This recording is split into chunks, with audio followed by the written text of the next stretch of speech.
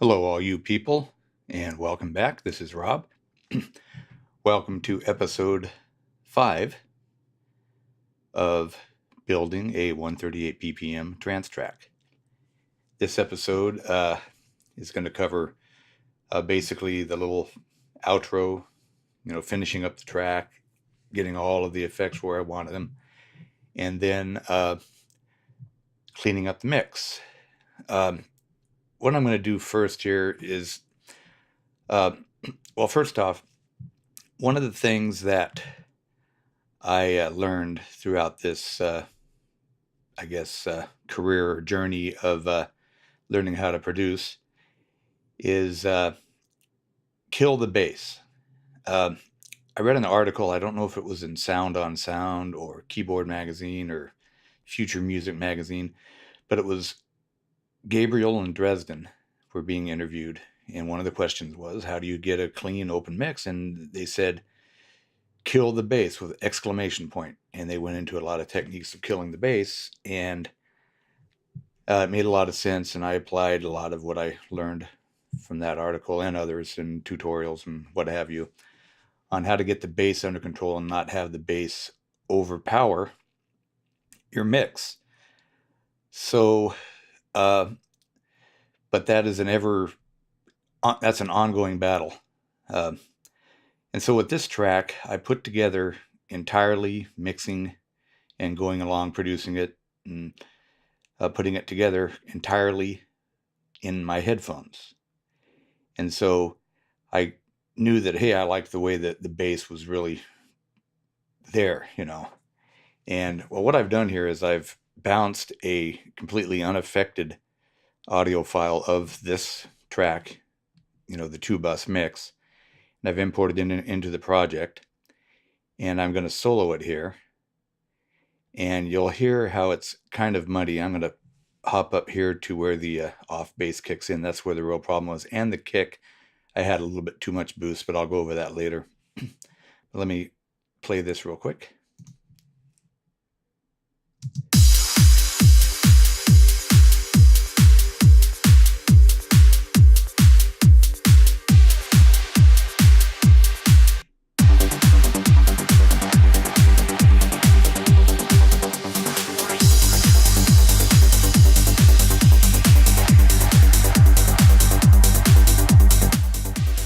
Now you can hear how that bass is just really, it's big, but it's also pretty muddy.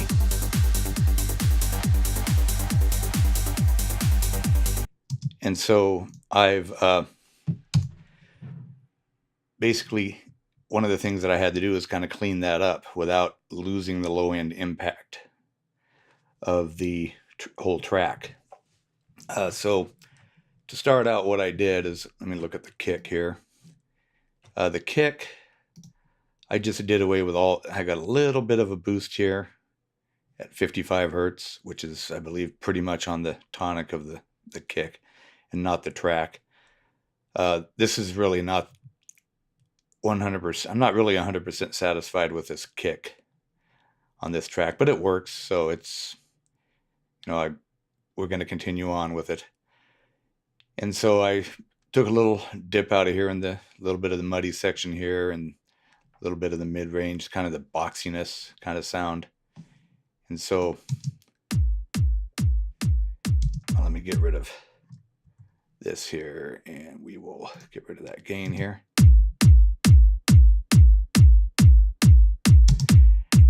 Now this kick has kind of a little tone. I don't know if this sample pack, I can't remember, I think it's Dave Parkinson. I don't know if this is gleaned out of one of his tracks and it had an instrument playing, but it's got a little bit of a tonic, some little tone in there. And if you isolate it with an EQ, it's really prominent. Okay, and then if you add the off bass, the off bass doesn't sound like much on its own. Let's go up here to the off bass.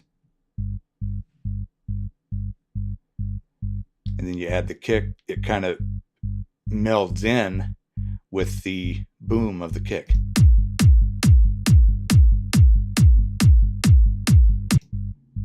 but they're still separated. I mean, this is side chained also, so the off bass. But if you add the rolling bass in, and if you take the off bass out, then you add the off bass in,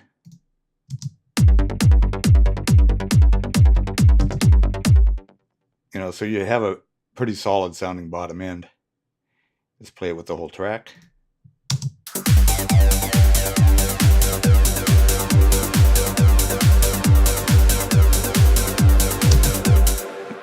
And so you compare that to the previous version, the unmixed down version. I mean, I mixed as I went along, but you can hear the difference. I'm just going to switch over on the fly here.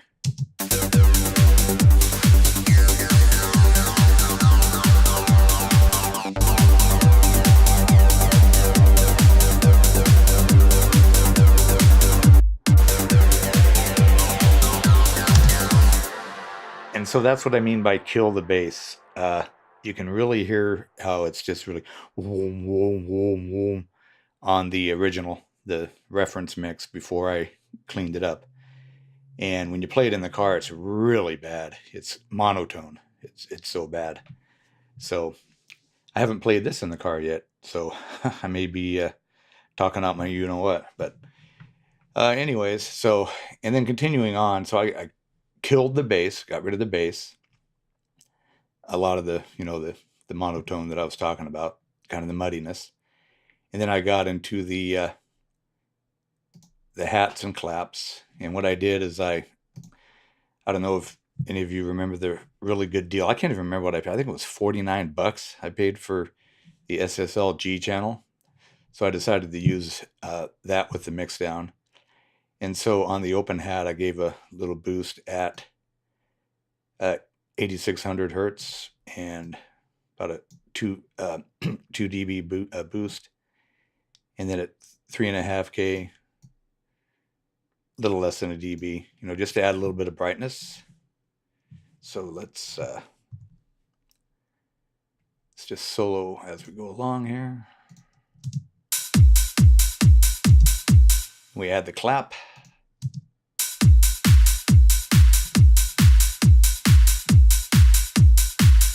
Same thing with the SSL. A little bit of boost on the very high end at 8.5. Then a little boost at 3.5-ish, somewhere around there.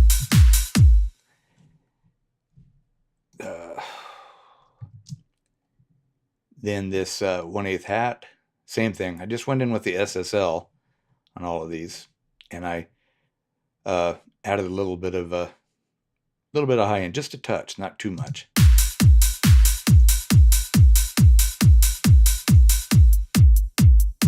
That one I had a little bit turned down a little bit too much. Turn it up a little bit here.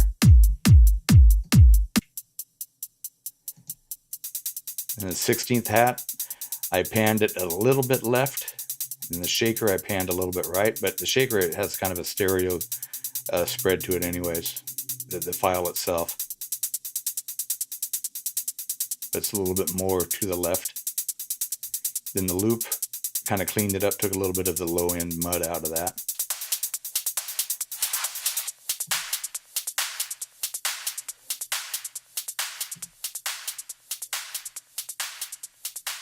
Oh, we're into the breakdown here.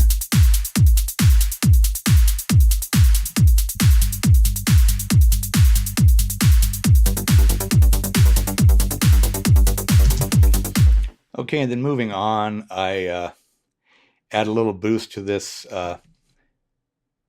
atmosphere pad.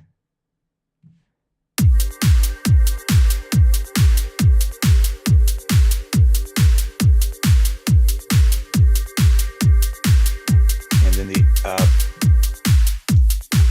the antipodes, I turned it up quite a bit.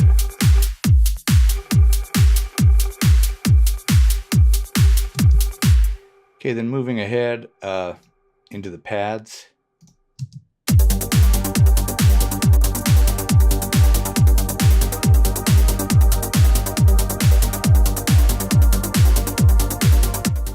Get that with the SSL too.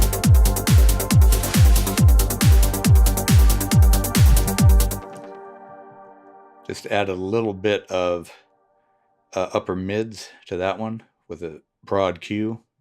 Then a little touch of just a little bit lower.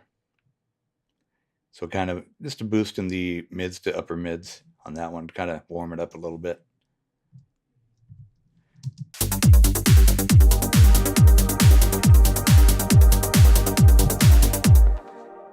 And so I basically just went along. I added a little bit of high end to the acid.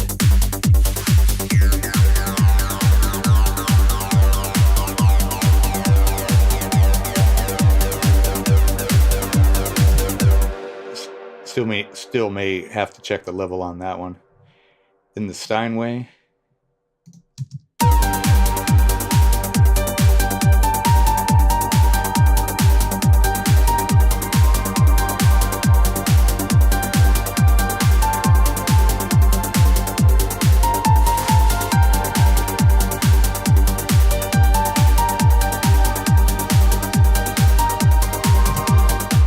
I put, it's got a compressor on it, SSL compressor that I got a really good deal on too.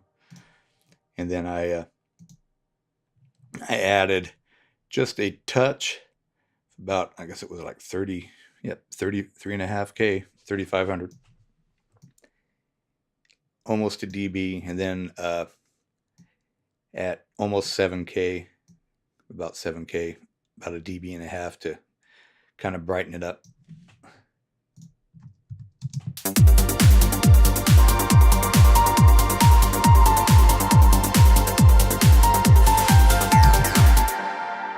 And then to the plucks, basically did the same thing. Just went in with the SSL, the G channel, and this one here I gave a little bit of a boost, about 1K at 12,000 hertz, and down here just a touch of 3,500 hertz. And let's see.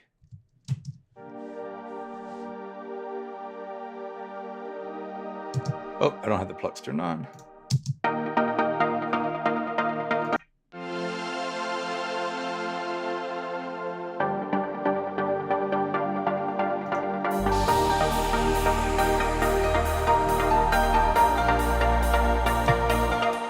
And the drop piano, I brightened it up the same way with the SSL. Went in there and brightened that up a little bit. And then I added a little bit of snap to the snare with the SSL at about 4,000 hertz. Pretty good boost there. Whoops.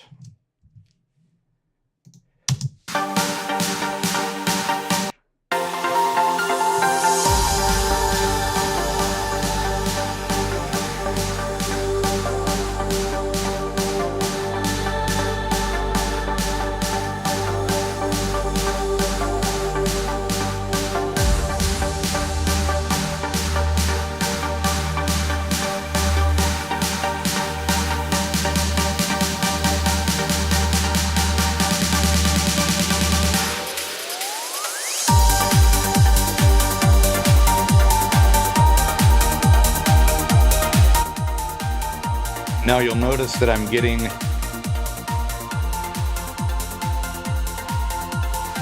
pretty good amount of gain reduction here, but it's not consistent. It hovers around. You get some peaks like that, but it hovers around 4.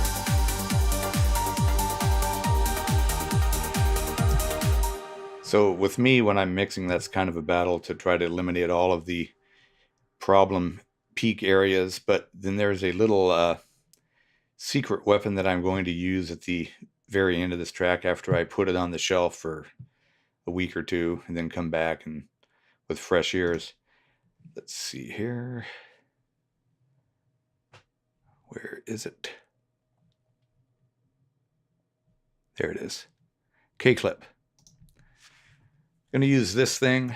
What it does is you can link these two. You can input gain, and it'll simultaneously turn the output gain, and you'll turn it up, and then it'll show the amount of digital clipping. So it'll just clip off the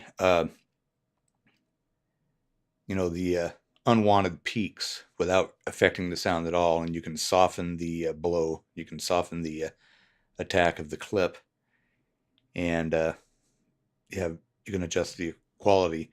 And this is kind of a little secret weapon that everybody knows about, but they don't really like to officially talk about. Well, a lot of people do talk about it, but Dave Pinsato probably wouldn't use something like this. But yeah, to get loudness and maintain dynamics, because you're not compressing, you're just shaving off the problem peaks that are definitely going to affect your limiter. It's going to cause your limiter to start clamping down on everything else. So with this, you're just going to be clipping the very top, the problem peaks, 1 or 2, maybe 3 dBs. In fact, that track that I used for that inspiration, my video inspiration through Project Templates, he used the Logic Bit Crusher, and that can be used as a clipper too. It's pretty transparent, and he's got that thing clipping 5 or 6 dB right off the top, and that track still sounds, I mean, there's no artifacts that I can really hear. I mean, it's a pretty bright track, and you might be able to do a little bit of give and take with a limiter in combination with a clipper and make it sound a little bit, maybe improve the sound a little bit, but it's negligible. So yeah, that's what I'm going to do when I get to the point where I'm going to master this thing. And that way I'll have 3 dB of extra headroom, 2 or 3 dB of extra headroom without losing dynamics and without making my limiter work too much and do all that, that weird pumping that you get if you have too much gain reduction required, to get your level of loudness. So yeah, let's see if... And so what it does, it will show the unprocessed signal, the processed signal. I'm going to get to that in a later video. So what I'm going to do now is I'm going to take this off, and I'm going to play from the drop, and then I'm going to, on the fly, switch back to the muddy previous version of this mix. Oh, and by the way, the outro is basically pretty much a carbon copy of this, and then it fades down into a carbon copy of this, and then it fades out to a carbon copy of this. So they're pretty easy, and then you add effects to, pull away the kick, and then I end the track with a right here, just a boom. So it just kind of... So what I'm going to do is I'm going to start it from the drop right here, and then I'm going to switch on the fly back and forth, and you can hear the difference.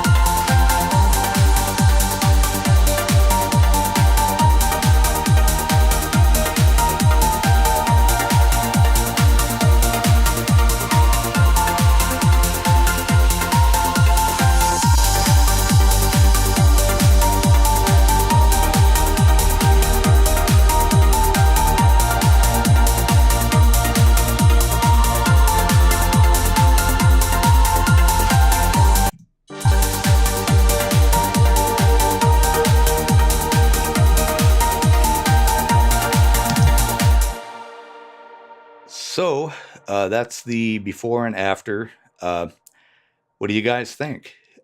Personally, I am so used to the way this track ended up sounding as I got up to completely finishing the arrangement and the rough mix of the track that I'm used to it, and I kind of like the way it sounds. When you A B it, because that bass, it's really there and it's really solid. But the sound system in your car. I mean, I'm listening on headphones right now. But the sound system in your car, the sound system in the club, it's going to reproduce all that low, that driving low. And there's plenty of low end information in the new mix to accommodate that. And so it's kind of you get kind of possessive of the way a track sounds, and then you kind of go in and you make changes, and it's kind of hard. That's kind of what I had to struggle with. And I read up a little bit on the Fletcher-Munson curve. That's maybe a topic that I may cover on a future video.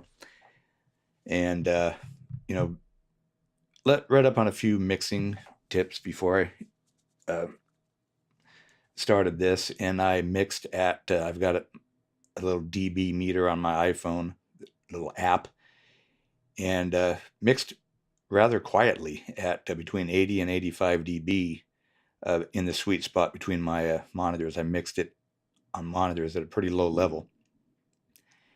And then of course, I went back in with these headphones and made a few adjustments. Maybe I shouldn't have. It's just you kind of give and take, listening to it on different environments, and you try to get it to where. I mean, it's to me, it's the hardest part, getting the final sonic profile of the completed track the way you want it. I mean, it's kind of a battle, and I've seen other producers just pulling their hair out doing the same thing. But so I'm going to put this on the shelf for a week or two, and then as far as I'm concerned, this track is finished, other than maybe very few little more tweaks, nothing to do with the arrangement. But so yeah, you guys let me know what you think, and because if you have any pointers, I'm all ears, because I'm always willing to learn something new, as should everyone. And thank you very much for watching, and look forward to seeing you on the next video. I think I'm going to cover groove templates in Logic 10, how to make your custom groove templates. I have some MP3 or MPC grooves that I will set up in a project to that you can select and quantize to an MPC. So look forward to that. And if you like this video, like this series, hit that like button and or subscribe button. That would be greatly appreciated. And look forward to seeing you next time. Thanks for watching.